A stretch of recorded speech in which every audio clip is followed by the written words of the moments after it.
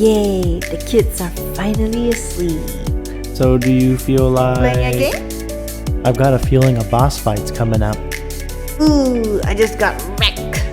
Headshot, baby. Ooh, it's your turn to get the baby. So are you up to the challenge? Run, run, run, run, run. And we're dead. That's when I realized I have no idea what I'm doing. GG.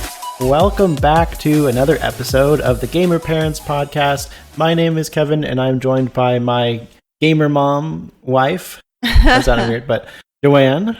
Hello, everyone. If you're new here, Joanne and I are a married couple. We have 2 kids, ages 5 and 3, and we like to talk about life and games. And so I will start things off by kicking things over to the gamer mom, as I will be calling her this week. Very funny. Why don't you explain to people why I'm saying that? So our son has been gaming some on the Nintendo Switch with the Nintendo Online games that you've installed. And he's been wanting me to play that Super Mario 64, right? Yes, because he's playing it right now. Yeah.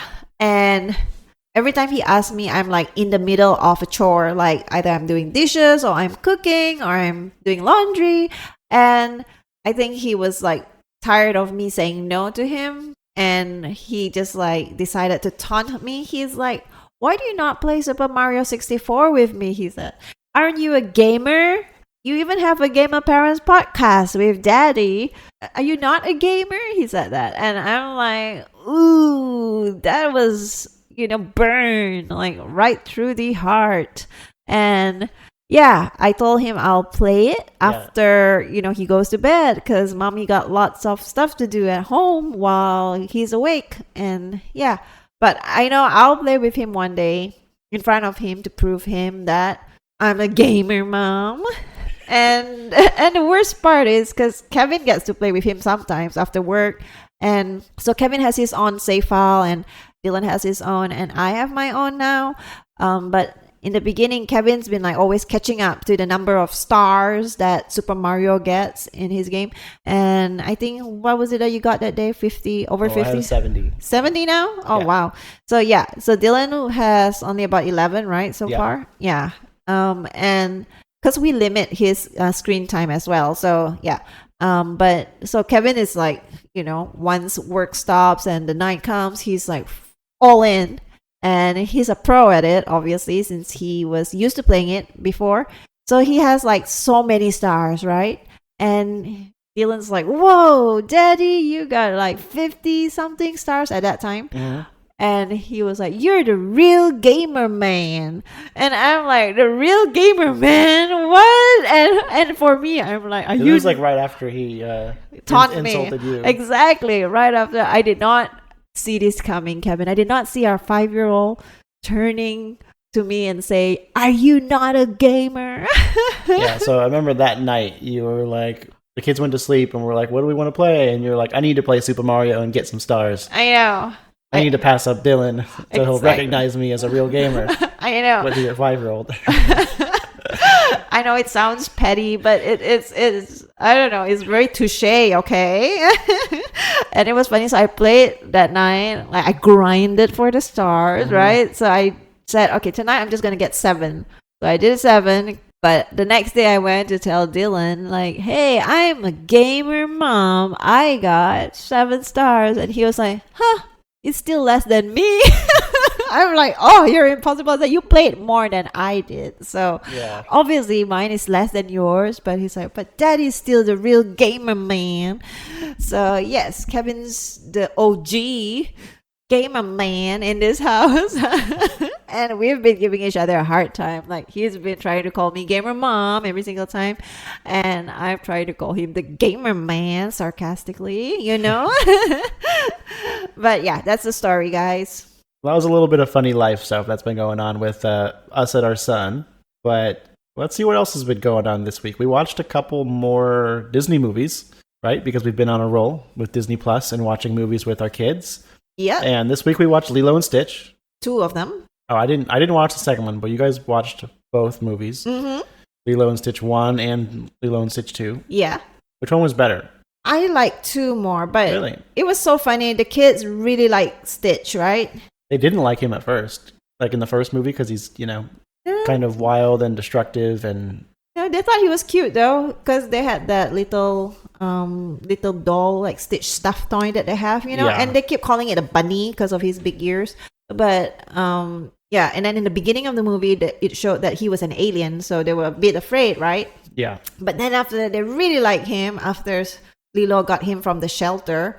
Mhm. And yeah, every little thing in that movie after that, they were like so sad, so upset that he was gonna be taken away from Lilo and stuff like that. They were crying a lot in Lilo and Stitch 1 and 2, especially 2 because he was gonna die. But yeah, they keep crying, both of them. I did not expect that at all. Yeah. I didn't know all the Disney movies that we've watched as kids are so tragic for our children. Yeah. Especially Faith. It's like she doesn't... I keep having to like remind her like it's just a movie. It's not real. Because like she'll get so worked up. I know. I don't even remember getting this work up when I watched them. Yeah, I don't remember either. But we also watched another Disney movie called Wish. Which is the latest one. Yeah, it came out like last year sometime. Yeah. And I only watched like little bits and pieces of it. Probably no more than like 5 or 10 minutes. So I missed pretty much the entire movie. Uh-huh. But what was your take on that one? I don't know. I think that's like after Frozen and Encanto, I just feel like it's kind of hard to produce something that tops those. Yeah, sure. So it was a bit like for the kids and I. I mean, song-wise even, or story building, we weren't really into it as much. Only that the star was cute, but that's about it, I guess. I didn't even see that part, but I did see a couple of the songs, and I remember thinking that they weren't that good compared to other Disney movies. Fair point. And they watched Jungle Book tonight. Oh, that's right. I forgot about Jungle Book. How could I forget? Bare necessities, Kevin. I'm not going to jump in there, even though you're trying to get me to sing. Although we've done it before on the podcast. It's okay. You're not the singer, man. You're the gamer, man. There. I was surprised. I couldn't believe that movie came out in the 60s. Yeah. Jungle Book. I had forgotten that it was like that old of a movie. Really? But still, it was entertaining, and the kids loved it. And so, also this week, last week, I was talking about how I was going to have a procedure done this week, and that was that I was talking about how I had a cyst growing on the side of my head, like kind of right between my eye and ear, but like closer to my ear. But so yeah, I got that removed, and everything went about as smooth as it could. I left the doctors with some stitches and all bandaged up, and with like half of my face still numb for like the rest of that day, pretty much. But one thing was when I got there and kind of got myself checked, and I even got there early because I was hoping I could get out early because I was going to have to go back to work and I needed to be on time for something. And I ended up, I guess they were behind, so I ended up waiting for like 30 minutes before like they even started doing anything, which I was kind of bummed out about because like I was mentioning last week, I was kind of worried about the whole thing. So I feel like just having me wait around there for it to happen was kind of worse because it just was not, you know what I mean? I know what you mean. Like I just wanted to get it done and over with, and not just like sit there in anticipation. Yeah, I was going to use that word. Anticipation, nervous, Yeah, I wanted it to be done and over with. But the whole like procedure itself went pretty well. The thing is the site is like so close to my ear that like it's hard to even wear like headsets. True. I can't really wear like my normal gaming headset because it would go over the stitches. And so luckily I do have a different headset that only has like one part that goes over your ear, and then the other part like just kind of grabs the other side but not over the ear or anything, so it doesn't go anywhere near my stitches. So I'm having to make do with that as far as headsets go, which is kind of a bummer for a gamer man. Gamer man. As it's called around here. The only thing is though, yesterday morning, so it was like the second day after having the procedure done, I woke up that morning and kind of went about my normal morning, and then pretty early on I looked in the mirror and saw I had like dried blood coming out of the bandages, and so I was like, that's not good. It was like completely dry, so I don't know what happened overnight that it must have bled some, and I guess luckily stopped bleeding, and so it wasn't really a problem the next day. It was just kind of surprising. Yeah. And didn't have to do anything to get it to stop or anything. So Yeah. yeah, so just I don't even know really like what caused it to start bleeding. So I'm just trying to be careful with it and try to take it easy, I should say. And it's so funny how like we take for granted how our skin stretches, with every turn and stuff. And even though we thought it would be minor, right? In the beginning. I mean, like not as big of a deal at first when we thought, okay, they're just going in, take it out. Plus they said it's just going to be a small, simple procedure. So we were like not prepared for all of this. Like, you can't even bend down below your heart and like you have to turn your head slowly and stuff like that so that it doesn't stretch the skin. Yeah, I mean anything like if I sneeze. Oh yeah. Or like sometimes even like yawning. Oh yeah. Because like your mouth opens wide, it pulls that skin a little bit. I even noticed like if I close my eye, like Wink. if I blink like too like intensely, yeah, like that. Oh yeah. I don't know if you're winking at me or what, but or if you have an eye twitch, but yeah, like like if you close your eye like tightly, it kind of pulls the skin that way too. I know, but you see, we never thought about what skin gets pulled, right? Normally, so that's what I mean by taking it for granted. Yeah, luckily it's not like my neck or anything like that. I think that'd probably be worse, but yeah. So yeah, I'm still just a few days post procedure, so still recovering. Yeah, I should say. Not really like much pain or anything like that. Just obviously a lot of like discomfort for that area. And probably will be for another week or two. So luckily it's not too serious. We didn't have to miss an episode or anything like that. We didn't miss stream though. Well, we moved our stream up a day because I didn't want to stream the same day I was getting it done. Yeah. And I'm glad that we did because I didn't really feel like streaming that day. Of course. That would have been tough. So we didn't miss anything. We moved some stuff around, but we didn't really miss anything. Fair point. But that's about it on that topic. Did you have anything else for this week? Yeah, I think like the past week I've been jogging more, enjoying some sunshine and taking Faith to the park, as well as reading more mangas. Remember last week you mentioned in the last episode how I love my graphic novels, and I told you mangas. Oh, yeah. But yeah, that's been what I'm up to, enjoying spring and doing stuff outdoors, which you can't right now. But I guess we could move on to the gaming updates, right, Gamer Man? Okay, and I guess I will go ahead and start us off. We mentioned a little bit, we were playing some Super Mario 64, right? And as I mentioned, I'm up to like about 70 stars now, so I've been putting a lot of time into, and that's pretty much been the last week, because like a week ago, I think we barely started it. I know. I don't know if I even like made my own separate save file apart from Dylan's. Yes, you did. No, I mean like by this time last week, like when we were talking about it last week. Oh, gotcha, yeah. And a few things. It's been an extremely long time since I played this game, right? I came out in 1996. I was 5 years old, and it's probably been like 25 years since I played it. I think this game deserves its own rating in the next Maybe. few episodes because Possibly. of how it made our son taunt me and and praise you. We can have Dylan talk about it too. Oh, that's true. We could record Bring him in on the rating. Yeah, that's true. That's true. He would probably give it a perfect score. I doubt it. But I just gotta say, I underestimated it. I thought it was an easy game, but no one told me that it was like an Elden Ring game. Yeah. I can't fight that Goomba thing even, or that dog, or race Koopa. I don't know. It was hard. It was hard. Yeah, it's because I don't have that much memory of playing the game as a kid. It was definitely more difficult than I remembered it being or imagined it would be. And a couple of things that make it difficult for me that I'm finding is partly the cameras. And I remember it being a problem with a lot of Nintendo 64 games where, back then with the N64 and those controllers, you didn't have like a second analog stick. Usually that's to control a camera in games. And so with the Switch controller now, we do have a second analog stick, but it doesn't control the camera like the same way it would in current games. Like you push it one direction and it'll like jump like a huge portion, right? So you can't like finitely fix the camera like exactly how you want it. And also another thing, like if there's a tree in the way, it's like, nope, camera can't go here. Like, or like a fence, or like obviously walls will just like, it's like, nope, can't do that. Like, so if you're in like too small of a room, it doesn't even have to be that small. It's just like, nope, you cannot use the camera here. You can't change the camera. Like, you're stuck with this view.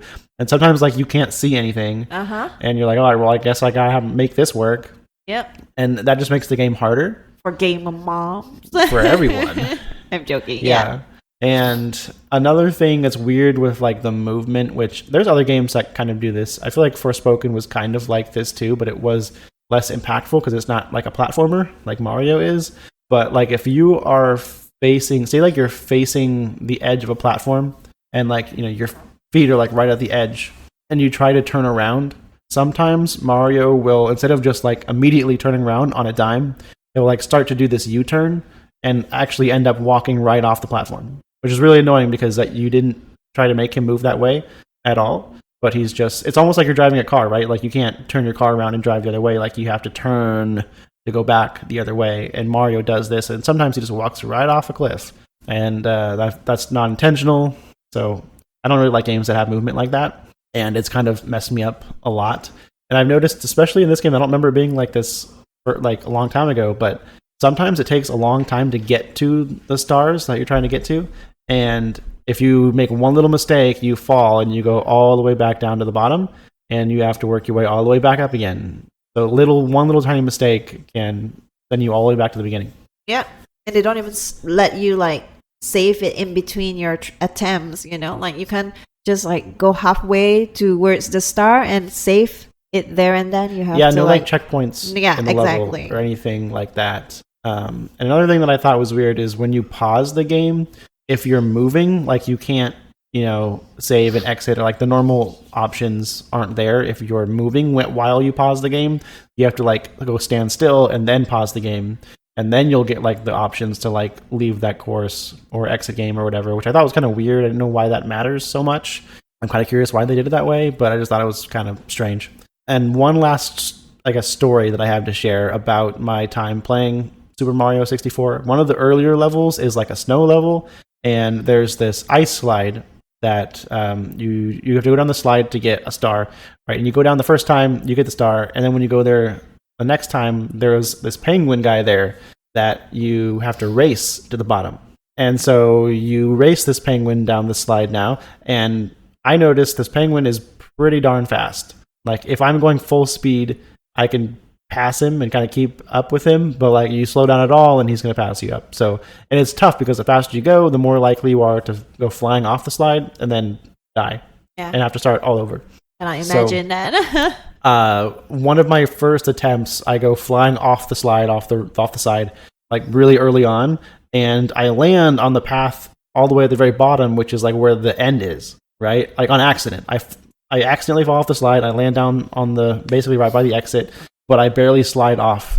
And I was like, ooh, that was really close. I wonder if I can do that on purpose and actually land it and then make it to the exit and win. I was like, that seems just as easy as actually doing the slide the normal way. And so it takes me about 10 attempts, and I finally get it. I finally land on the path down below and make it to the exit or the end, and I beat the penguin down there. Woohoo! And I'm so proud of myself that I figured out how to make that work. Yeah, like a true gamer man. Yes. And then the penguin comes down and starts talking to me about how I cheated and that I don't deserve the star.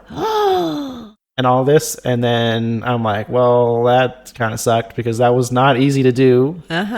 And I thought I had achieved something, and I feel like it was the game shaming me for like not playing it how it was supposed to be played and finding a, I don't know, exploit. Yeah.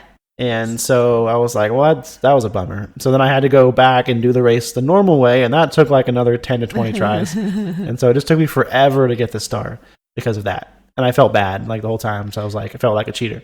Oh, it's okay. Yeah, it wasn't that bad. But I don't know. I thought that was just kind of a funny thing that happened while playing the game. So we'll probably have more to talk about on Mario 64 in coming weeks, and maybe even a review at some point. But what else have we been playing? A lot of N64 games. Yeah, especially like when there's so many to pick from, and my favorite this week is Pokemon Snap. Yeah. At first, I was kind of like skeptical about, how nice it was gonna be, because you were like, you like taking pictures, right? And I'm like, yeah, I do. Okay, here, you like this game. This one is taking pictures of Pokemons. And I'm like, really? Okay. And guess what? I don't even take as many pictures in game because I do not know how to aim for the life of me and take a shot while it's moving. So yeah, I take way less pictures and not even good quality pictures. But then Kevin comes along, he who does not take nice pictures in real life. I hate taking pictures in real life. Oh my gosh, it's like, Kevin, take a picture of me, and then you'll see like the worst pose ever or worst side profile ever.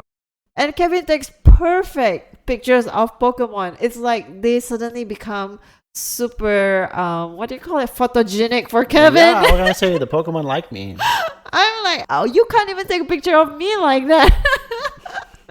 Like the Pokemon's flying past at like full speed, and Kevin takes a perfect snapshot of it. The trick is to just try and take a bunch of pictures, and like hopefully one of them works. Yeah, right? Which is the same thing I do with our kids.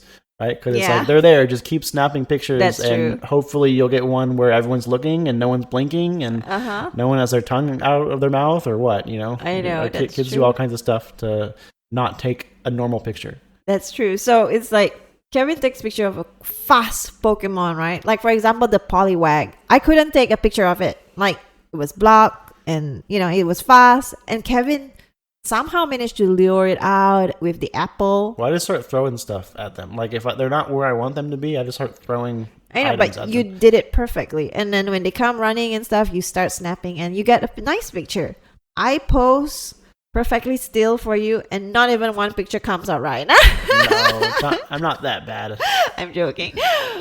I'm just not photogenic, y'all. No, your photos are fine. I think one thing, I'm always surprised with how much fun Pokemon Snap is, because you wouldn't think it's that much fun, because it's like, why would you play a Pokemon game where you're just taking pictures of Pokemon when you could play other Pokemon games where you like battle each other, or you go and you're trying to catch Pokemon, or like, stuff like that. Always sounds more fun than, just go take pictures of them. But it is pretty fun because they also every photo gets like a rating, right? Based on certain things, and they all have like points, and you're trying to take photos that are better than your last ones, and sometimes we're competing with who's taking the better pictures with each Pokemon and stuff. Yeah. And it's pretty fun. And the game's really short. There's only, I don't remember, like 6, 7, maybe 8 levels. And they're not very long. And that's why I'm like, I told Kevin in advance before when we stopped playing the game, I'm like, don't you play the game without me, because I know he will just like finish the game off just like he does with the Super Mario 64. Like you just go on and collect so many stars. I know you'll do the same with this if I don't tell you to not do it without me. True. And yeah, the game's too short to do that. I mean, we played maybe 2 days of it. Yeah. And the second day was really short. We didn't spend that much time with it, and we're already like almost done.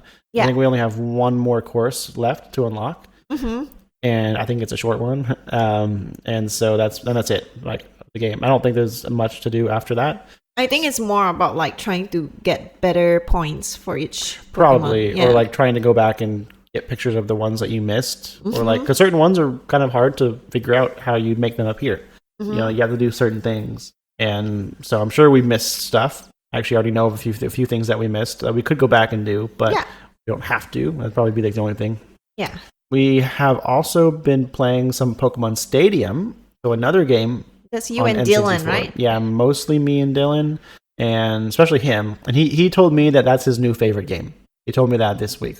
So I actually I think I remember this. Is this the one where you pick like 6 Pokemons and then you just go to like different gyms and fight against other trainers? Yeah, so Pokemon Stadium was a little bit different than like other Pokemon games. It wasn't like you travel around and level up your Pokemon and fight with them.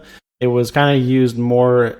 Back then, you could like connect your Game Boy game to Pokemon Stadium, and so you could like battle in Pokemon Stadium using the Pokemon that you had collected and leveled up in the Game Boy games. Okay. And play against your friends and stuff that way, and it was much more cinematic fighting in Pokemon Stadium than it was on the Game Boys.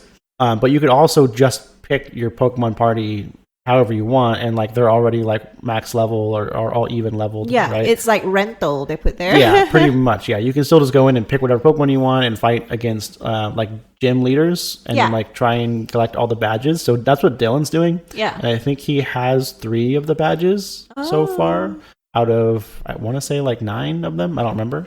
But yeah, he's having fun doing that. They also have just like free battle mode, so you can just like fight your friends and stuff. And then they also have kind of like a Mario Party, but the mini games are all Pokemon related. So it's all Pokemon themed mini games, and you get points and score, and you try and win. And it's very much like a Mario Party minus the board game stuff. So cool. I might check that out next time. In Pokemon Stadium. Yeah, that was actually the most fun part that I remembered from Pokemon Stadium. But Dylan was like not interested in that at all. He wanted to go and collect the badges and fight with Pokemon, which I don't blame him. That was kind of fun too. And they also have Pokemon Stadium 2 on the N64 as part of Nintendo Online, which we haven't even tried yet. But that's just going to be more Pokemon Stadium content for Dylan to dive into if he wants to.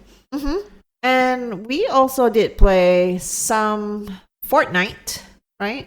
We did quite a bit. It's kind of been our filler game when we're not playing It Takes Two or anything on the N64. Yeah. And anything new? I mean, they've added a few stuff. They added like water bending to the game, which is from Avatar. Yeah. Right? And I haven't really got a chance to use it much. I'm not that impressed with it. I use it some. I think it's... Yeah, I wasn't that impressed. I died every time I use it, so yeah. Yeah, I kind of felt like it was more effective using a gun, but I don't know. I didn't really give it its fair shake. One thing I think is cool that I'm pretty sure it does is if you have it equipped and you go in the water, it heals you. Ooh, I didn't know that. Which is kind of nice. I think it just gives you health, not like shield or anything. Okay. But still, good to know and kind of have. It might make it worth carrying. Okay.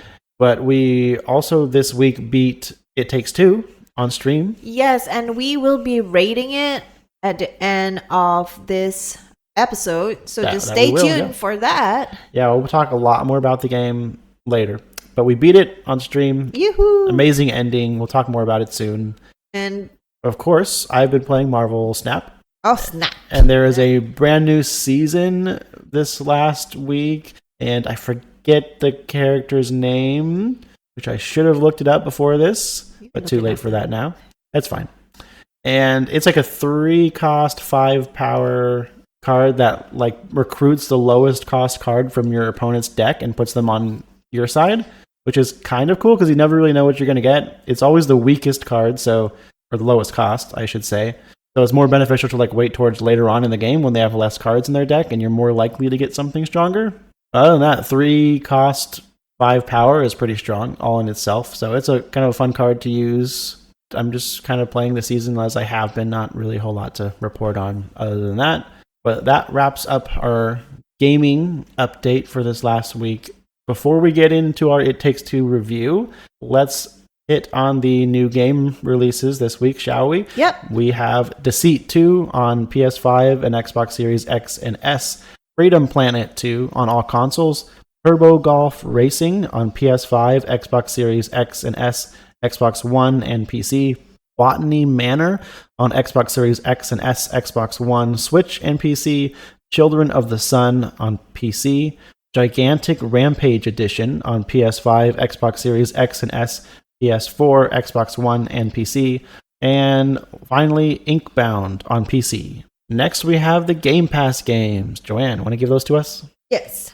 New on Game Pass last week is Lego 2K Drive on console, PC, and cloud. EA Sports PGA Tour on Xbox Series X and S, PC, and cloud. Lil Gator Game on console, PC, and cloud. Turbo Golf Racing on console, PC, and cloud. Botany Manor on console, PC, and cloud. Kona on console, PC, and cloud. And that's it for the Game Pass games. Shall we move on? Yeah, let's start talking about It Takes Two. It Takes Two, gamer man. Yeah, so It Takes Two, if you're not familiar, is a 2-player co-op, split screen, very much rely on each other. You have to play it with 2 players. Because It Takes Two. You cannot play it with one. It's not It Takes One. That's a different game. Maybe. I don't know if that exists. Probably not. But this is It Takes Two. And so it's kind of unique that way. Like you can't play with more than 2 people, and you can't play with less than 2 people unless you had 2 computers and a way to like. No. That would be tough. Yeah, that'd be tough. But most people probably aren't going to do that. Yeah. And the amount of cooperation required between the 2 people is immense, right? Like you can't get past pretty much like anything without help from the other player. Yeah. And the story was also really interesting. I didn't know anything about the story going into the game, and I'm surprised I didn't really hear anything about the story. People haven't really been talking about the story like when I hear about the game.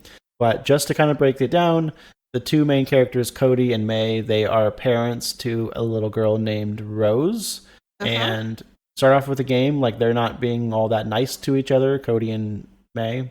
Yeah. And Rose, they tell Rose that they are getting a divorce. Yeah. Right? And Rose is obviously very upset by that and goes to her room and cries. Yeah. But she cries on these 2 little handmade dolls that she made herself. And somehow her parents get put inside those 2 dolls. And they have to kind of explore different areas of the house, trying to figure out how to get turned back, put back into their own bodies. And I like how in the beginning, like their main goal was to figure out how to get back into our own bodies so they could, like get divorced. That was that was their goal. They were like already set on like that's what they were going to do, right? Yeah. And they're only helping each other to, get back into their bodies, and they were still going to go through with separation or leaving each other. Yeah. And they learn a lot throughout the whole journey, right? About each other, about Rose, about themselves. And at the very beginning of the game, when they first wake up as dolls, they run into a character by the name of Dr. Hakim. Dr. Hakim, the Book of Love. Yes, and he's a literal book with a face and a pink mustache. He has a mustache? Yeah. Oh my gosh, I never realized that. Yeah, and he has like a thick, like Spanish accent, right? That I realize, yeah. Yeah. But yeah, and there's always that guitar at the background when he comes in. And at the very beginning, I started off being super annoyed by his character. Like he was really goofy, but I kind of thought of him as more of like annoying goofy. Yeah. And like he was always seemed like he was kind of like getting in the way of like our characters trying to get through the game. And at first I saw him kind of as like an enemy. Like, yeah, like he was trying to stop us, right? When really in reality he was trying to help us. And I feel like it's not till like halfway through the game that you kind of realize that more. And you kind of start more like rooting for him kind of. And our characters do a little bit too, right? Because at the beginning they're like, oh, he's just a crazy book, go away, what are you doing here, kind of thing. But then towards the end, like they're kind of listening to him to hear what he has to say, and taking what he's saying and applying it to some degree. But what are your thoughts about when just about like the whole storyline itself in being married and having kids and that storyline? I feel like if I were to play it as a teenager, it wouldn't like have hit me as much as it does when we're playing it now as adult with kids, and you're playing as a parent with kids in there, Yeah, I feel like because of the story, the nature of the story, it was definitely targeted more towards like adult gamers. Yeah. Particularly those who are married and have kids. Like a gamer man and a gamer mom. Yeah, because I mean that's the whole story. It's not like a villain that wants to destroy the planet and you're there to save everyone. Like anyone can get excited about that kind of thing. But like when it's more family love and attachment and stuff like that, that hits different only depending on if you are in a relationship or have kids, right? Or even if you have been through what do you call it, if you're the child being through like parents who have gone through that, you kind of like can put yourself in Rose's shoes as well, right? Yeah. So yeah, I felt like this whole game was very wholesome. It was, yeah, in a good way. And I could also relate to May and Cody. Like, if you realize, I don't know if you realize it, it's like they're always this opposites attract kind of factor in there. Like, you notice where like the other person then the other half compliments that person. So like a lot of our powers throughout the game are kind of like that, right? Yeah, I mean they're not the same. If we had the same power, we would have got stuck. Yes, right? but that's how it is in relationship. Yeah. Where if you are like too similar, it won't work out. We're just gonna be like stuck. But just having that complementary. Is it complimentary? Yeah. Like how we compliment each other, not free. I mean, like compliment each other. Yeah. Complimentary. Yeah, I get you. You got it, right? Yeah. And sometimes I feel like I relate so much with May because, she's also an engineer and she's very hard, like headstrong. Mm-hmm. And she's also like, I don't know, like I feel like she's just too strong-willed to the point where like I feel I see a lot of myself in her sometimes. And Cody is really sweet, kind of like you. And more understanding, spend a lot of time with the kids as well. And I mean, I do spend time with them too. I'm just saying like it just hits different. Like she gives me that perspective. If I were still working, what kind of mom I would have been. Yeah.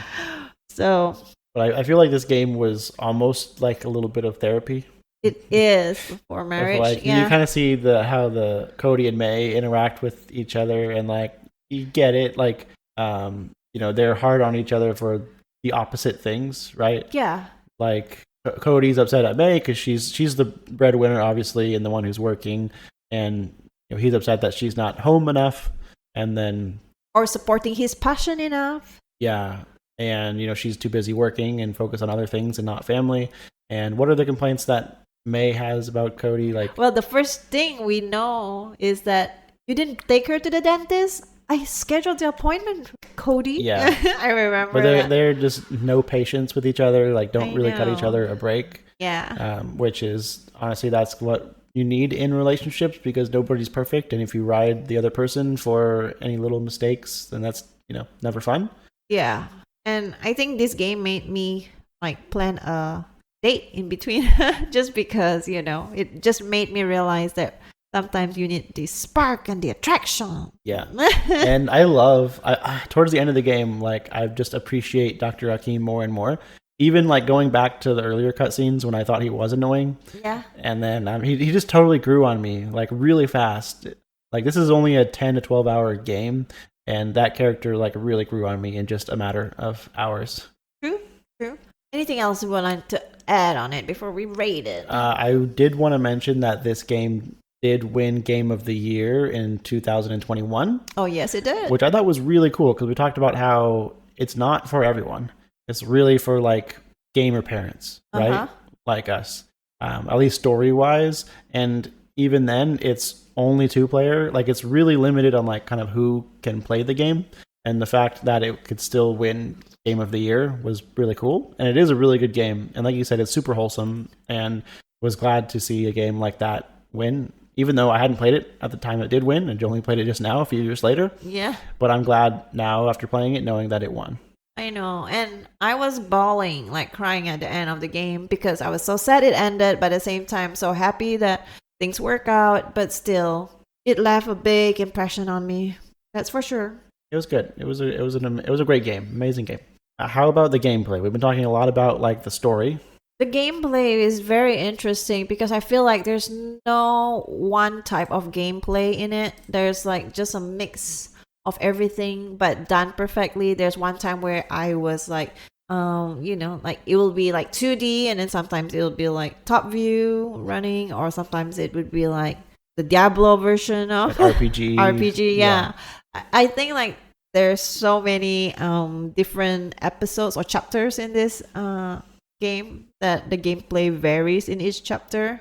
Yeah, it's very much kind of like a 3D platformer most of the time, but there are 7 different chapters in the game, and most of the chapters they give you like a different tool or like ability to use to get us through those puzzles, those levels. Yeah. And with the exception of one thing, kind of, we both got 2 completely different things, right?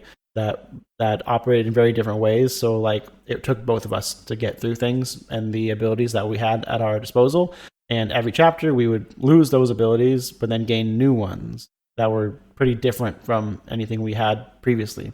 So it always felt like we had different tools at our disposal, and the mechanics were like constantly changing. But they're also constantly dependent on the other. Yes. Like I could be the hammer, you're the nail, right? Yeah. Or you're the sap blaster and I'm the whatever that lights up the sap. Yeah. Or where we both had magnets. Oh yeah, I know you get to shrink, right? There was one where I could shrink or grow, so I could like change size, like Ant-Man, basically. Yeah, and I was the one with the You walk up anti-gravity walls, yeah. boots. Mm-hmm. Oh yeah, the magnets. I see what you mean. Like you're either In north, the snow globe. yeah, or then I'm south. Like we're different of the different poles. magnets. So we would have to use those in different ways to progress. Yes. And that was the chapter that was all about attraction. Remember? Oh yeah, the It's attraction like is. you need more attraction in your relationship. Yeah, can you feel it? It's getting stronger. Yeah. Da-da-ding. Yeah. But it also makes me reflect, especially like times where they go back to like the past, like memory lane where they Mm-hmm. first met or had their first Christmas. It makes me think of where we first met, where we had our first Christmas. Yeah. Or our first snow trip, like all these little things that is mentioned in the game kind of bring me back there too. And I thought that was neat. Yeah. And that's things that like most relationships have when you have all these firsts and these like happy memories, but then usually years later you either forget or they kind of are buried away in your memory, and it's cool seeing them kind of rediscover those memories together and bringing back happy times. Yeah. But let's jump to the ratings, right? Sure. Yeah, let's go ahead and start rating this game. It's been a little while since we did a game rating, but just to bring everyone up to speed, we go through 5 different categories. Those are convenience, communication, story, repeatability, and fun. And so these are just 5 categories that are important to Joanne and I as gamer parents of where we like to see games excel. And so we'll just go through and talk about each one of those categories and then give them a rating 1 through 10. Yeah, I was going to say 1 through 10. So 1 through 10 on 5 different categories. So a perfect score would be 50, which no game has gotten yet. So let's go ahead and get into the first category, which is convenience. So as parents, it's nice to be able to pause a game or stop a game and go attend to our kids or whatever we need to do because we're busy and may not have time to finish a whole level and that kind of thing. This game we haven't mentioned yet, but it is pausable by either player. Yeah. Right? And it pauses it for both and completely stops time and everything, eliminates threats. There's not really a whole lot of things that are, like it's mostly jumping over stuff and it's like, you're in control of when you do that. So there's not like a bad time to pause the game usually. So I think this game is pretty convenient. You can kind of hop in and out whenever you want. Yeah. And I also think like how forgiving it is. That's true. That's another way to measure the convenience. If you die in this game, you pretty much just like rematerialize like right back where you were. Yeah. Pretty much. You don't really you don't lose progress. The only thing is if both players die at the same time, I think you lose a little bit more progress.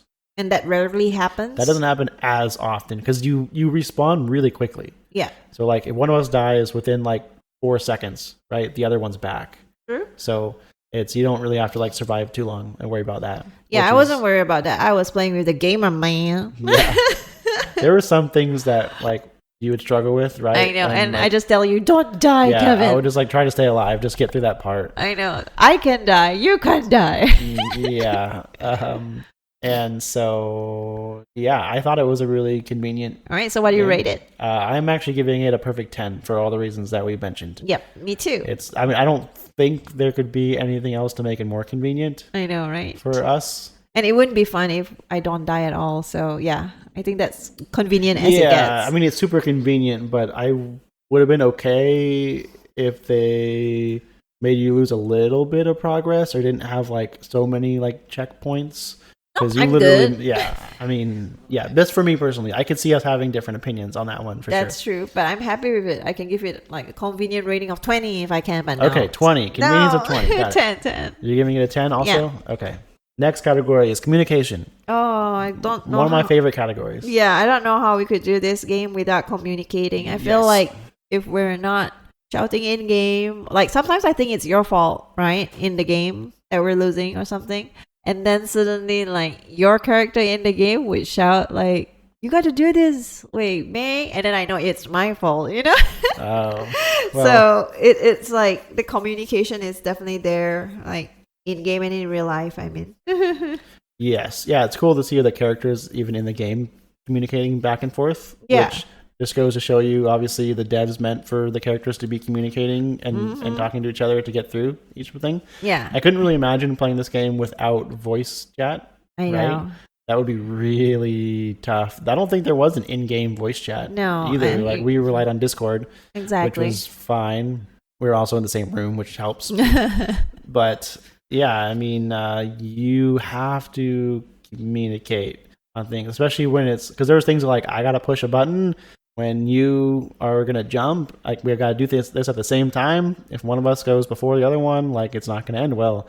And so like you have to be communicating and counting down and all that stuff. And I liked the one where we were like grinding on the rail thing, and then we'd have to like shout which animal was coming up, and then the other one would have to go push that button that matches with the animal, and then would let you get through. So basically, we just rely on each other to stay alive throughout the game. Yeah, oftentimes you're relying on the other person, which is a perfect kind of communication game, and I like games like this. So what are you rating it? I also giving it a 10 in communication.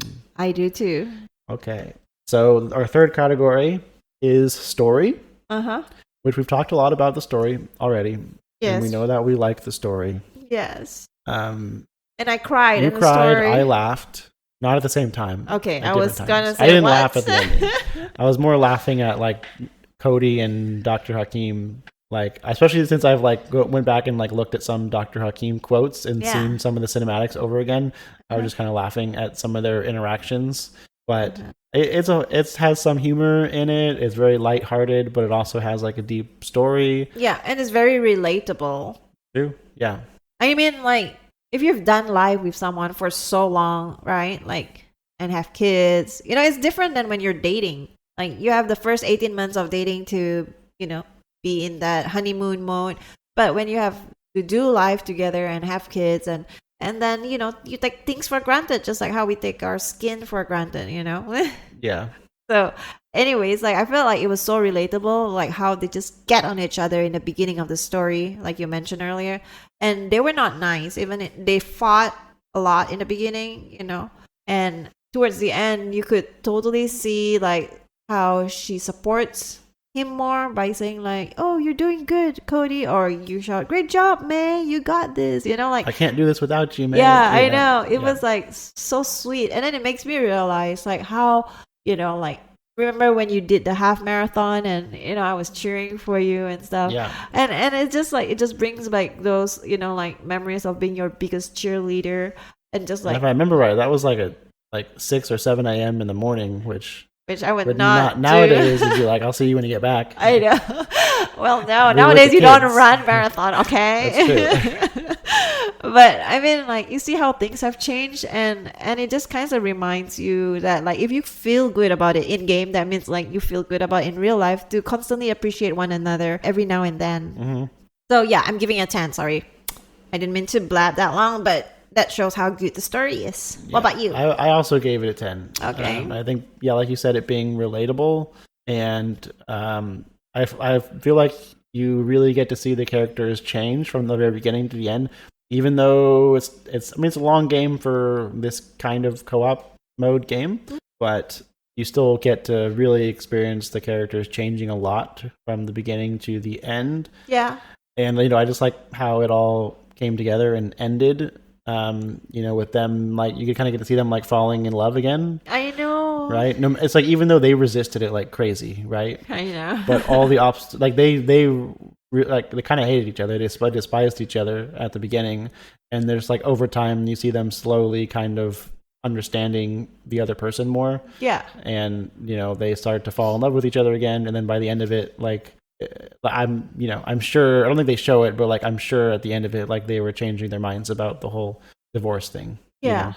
I mean, I guess which is good. It makes you feel good. Yeah, afterwards. they do. I mean, they didn't ever like show if they got back together, but we are just left to assume they did, right? I mean, they were liking each other a lot more at the end, and they like hugged and kissed right at the very end. That's true. And that's what turned them back, you know? So yeah.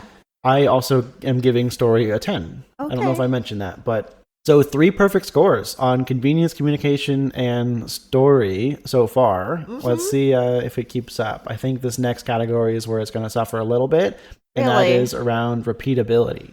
Being how easy is it to put more hours into the game, I would actually repeat it. and how would you? Would you want to play as the same character again, or were you talking about just repeating it, playing as the other character you didn't get to play as? I would probably play as the other character that I didn't get to play as, number one. And then number two, I would even want to play it with my other friends. Oh, you just don't want to play with me No, again. no. I mean, remember how I played with my cousin? I And know, then I I'm just have kidding. other gamer mom Yeah.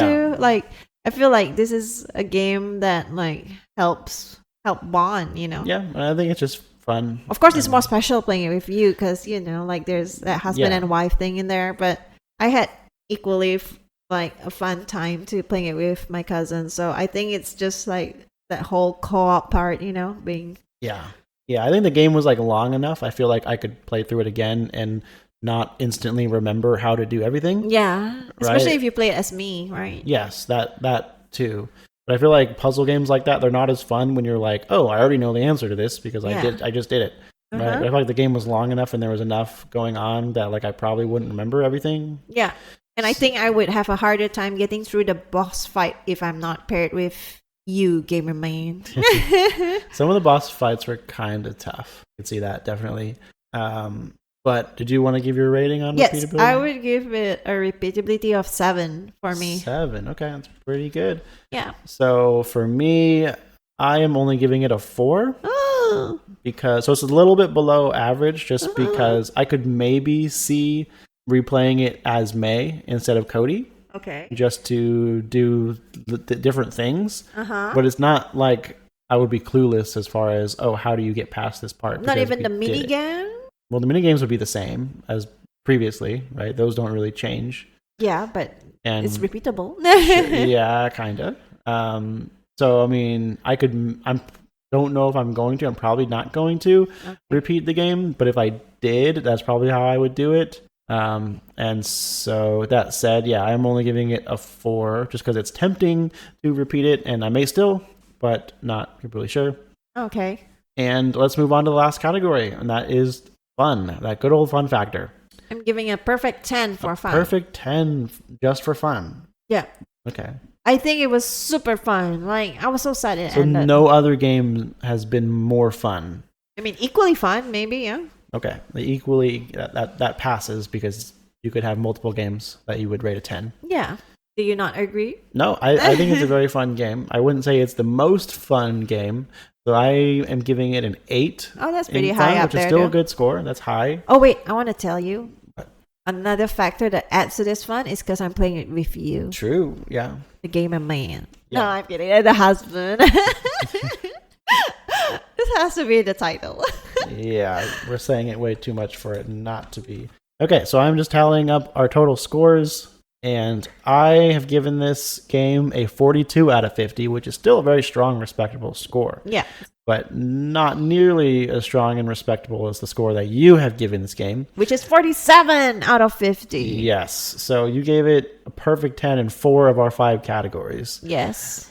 which is probably the highest rating you've ever given a game that we've reviewed. No.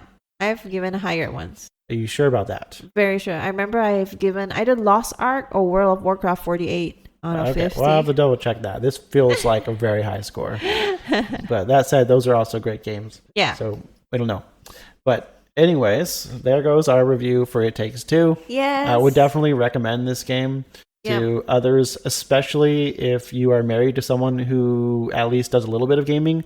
It's not extremely hard Yeah. of a game. It's very forgiving. It is. Like we mentioned, as far as, you know, you don't lose a lot if you die or fail. And as long as you're patient with Uh-huh. the other person, then it's really fun to play together, It is. you know, and, make it an activity and a little bit of counseling by Dr. Hakim. Yeah.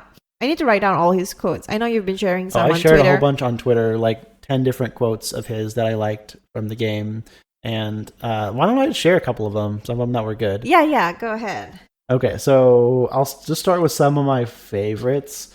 But Dr. Hakim says things like, there are no relationships without challenges. Challenges make you grow. And when you're willing to face a challenge, you always learn something new.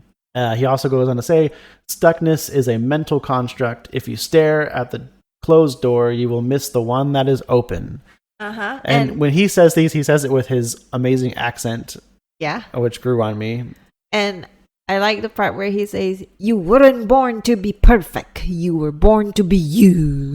Yes. And he says these things with so much enthusiasm that it's so fun to hear him say. Uh-huh. So definitely check out some of like the clips from the game to kind of get some of this better. But yeah, you mentioned you weren't born to be perfect. You were born to be you. That's a good one. And collaboration is the key to a successful relationship. Collaboration. Yeah. Yeah, he was nice. Or he says, without sweetness, a relationship will die.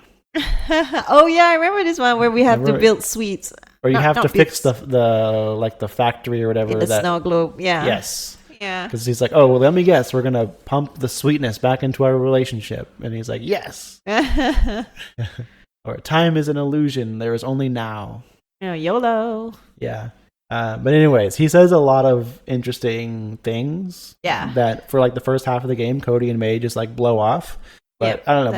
By far, he's my favorite character from the game. That's true. Yes. But I guess that's it for It Takes Two. Yeah. I could probably go on talking about this longer, but this is already going to be a long episode. I know. Thank you for tuning in and listening to this rant on It Takes Two. But now let's jump to where you could find us. You could find us over on YouTube on the Gamer Parents Podcast channel, or over on Twitter at twitter.com/gamerparentspod. You could catch our weekly stream every Tuesday night at 9:30 p.m. Central Standard Time over on twitch.tv/gamerparentspod, or over on Instagram at gamer_parents_podcast. Give us a like, follow, subscribe, whatever it is, wherever it is, and we would greatly appreciate it. The best place to come and hang out with us would definitely be the Discord server, where we are talking about life and games all throughout the week, as well as sharing funny stories about our kids. Yep, the link to that can be found on the episode description.